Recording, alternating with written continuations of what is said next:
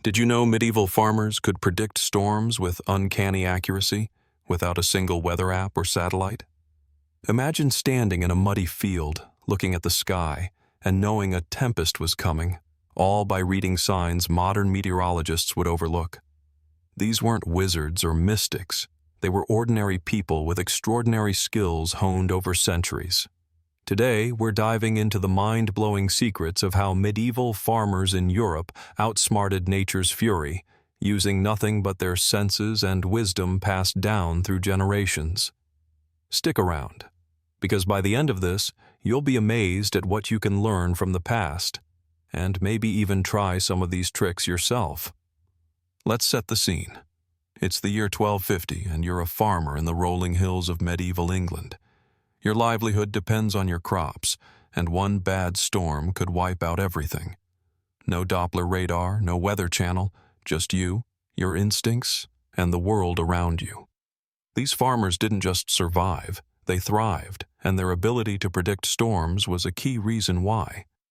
The first trick they mastered was watching the sky, but not in the way you might think. They didn't just glance up and guess. They studied cloud patterns with the precision of a scientist. Ever notice how certain clouds look like fluffy cotton balls, while others are dark and brooding? Medieval farmers knew that towering anvil-shaped clouds, cumulonimbus, we call them now, meant a storm was brewing within hours. They'd spot these giants forming on the horizon and start preparing long before the first raindrop fell. But here's the kicker. They could tell how severe the storm would be by how fast those clouds moved. A slow, lumbering cloud meant a long, soaking rain, while a fast-moving one signaled a quick but violent tempest. Next time you're outside, look up. What clouds do you see, and what might they be telling you? Drop a comment below and share your observations. Now, clouds were just the start. These farmers were like nature's detectives, picking up clues from the world around them. One of their favorite signs was the behavior of animals. Cows, for instance, were like living barometers. Before a storm, they'd lie down in the fields, huddling together to stay dry. Why? Lower air pressure before a storm made them feel uneasy, and lying down was their way of bracing for it. Birds were another giveaway. Swallows, which usually soar high, would dip low to the ground when a storm was near, chasing insects pushed down by changing air pressure. Even ants got in on the act, building higher mounds to protect their colonies from flooding. These farmers knew every twitch and twitter in nature was a message. It's almost like the animals were shouting, "Storm's coming!" Have you ever noticed your pets acting strange before bad weather? Let me know in the comments. It might be a medieval trick still at work. But let's not stop at animals. Medieval farmers also had a knack for reading the wind, not just its direction, but its smell and feel. A sudden shift from a warm, steady breeze to a cool, gusty one was a dead giveaway that a storm was rolling in. They'd stand in their fields, faces to the wind, and notice a damp, earthy scent, a sign of rain-soaked air moving their way. In coastal areas, like parts of Normandy or the Low Countries, farmers could even smell the salty tang of an approaching sea storm. This wasn't just guesswork. It was a skill honed by years of observation.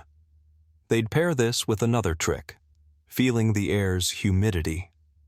On a sticky summer day, if the air felt heavier and their clothes clung to their skin, they knew rain was likely within a day.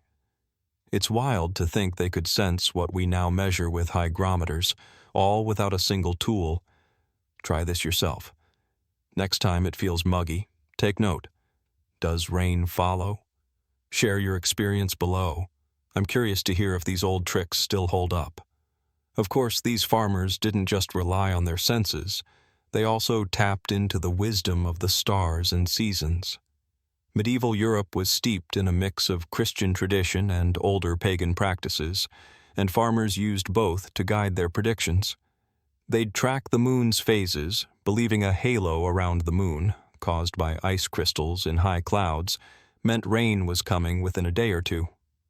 They also followed seasonal patterns, knowing that certain times of year, like late summer in the British Isles, brought more thunderstorms.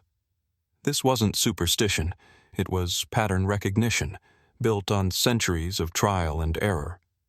They'd even consult almanacs, handwritten guides passed down through families, filled with notes on weather signs and planting times. These books were like the medieval version of a weather app, but instead of code, they were powered by lived experience. Imagine having your own family almanac. What would you write in it? Drop a comment with one weather tip you've learned from experience. Now let's talk about plants, because medieval farmers were practically botanists when it came to weather. Certain plants were like nature's weather stations. Take the humble dandelion. Before a storm, its fluffy seed heads would close up tight, protecting themselves from rain. Pine cones did the same, curling their scales inward when humidity spiked. Farmers would walk their fields, checking these natural indicators and make decisions based on what they saw. If the dandelions were shut and the pine cones tight, it was time to bring in the hay before it got soaked. Even trees got in on the act. Oak leaves curling upward was a sign of dry weather, but if they flipped downward, rain was on the way. This was practical knowledge, not magic, and it helped farmers stay one step ahead of the weather. Next time you're out in nature, check a dandelion or pine cone. What's it telling you? Share your findings in the comments. Let's see if you've got a medieval farmer's eye. But what made these farmers truly remarkable was how they combined all these signs into a single, reliable prediction. They didn't just look at one clue. They cross-checked everything. Clouds, animals, wind, plants, even the ache in their bones. Yep, lower air pressure could make joints creak. If multiple signs pointed to a storm, they'd act fast, moving livestock to shelter, covering crops, or reinforcing their homes. This wasn't just about saving their harvest. It was about survival. A bad storm could flood fields, ruin food stores, or even destroy homes. In a world without insurance or government aid, these farmers had to be their own meteorologists, and they were damn good at it. It makes you wonder, could we modern folks, with all our tech, match their skill? Try combining a few of these signs yourself next time you're outside. Let me know how it goes in the comments. Let's zoom out for a moment and think about why this matters. Medieval farmers weren't just predicting storms to flex their skills. They were protecting their communities. In a village, one farmer's warning could save everyone's crops. They'd share their observations at markets or church gatherings, spreading knowledge like a medieval weather network. This wasn't just practical, it was social. It built trust and kept villages strong. In places like Germany or France, where rivers like the Rhine or Seine could flood without warning, these predictions were lifesavers. It's humbling to think how much we owe to these unsung experts, whose knowledge kept Europe fed through centuries of unpredictable weather. Makes you appreciate the past a bit more, doesn't it? What's one thing from history you're grateful for? Drop it in the comments. I'd love to hear your thoughts. Now, here's where it gets really fun. You can try these tricks today. No, you don't need to be a farmer or live in a medieval village. Next time you're hiking, gardening, or just chilling in your backyard, start paying attention. Notice the clouds. Are they piling up or spreading out? Check the animals. Are birds flying low or high? Feel the wind. Is it shifting or carrying a new scent? You might be surprised how much you can predict without checking your phone. In fact, studies show that traditional weather lore, like what medieval farmers used, is still accurate about 70% of the time in rural areas. That's not bad for methods over 800 years old. I challenge you to test one of these signs this week and report back in the comments. Did it work? Did you feel like a medieval farmer? Let's keep this experiment going.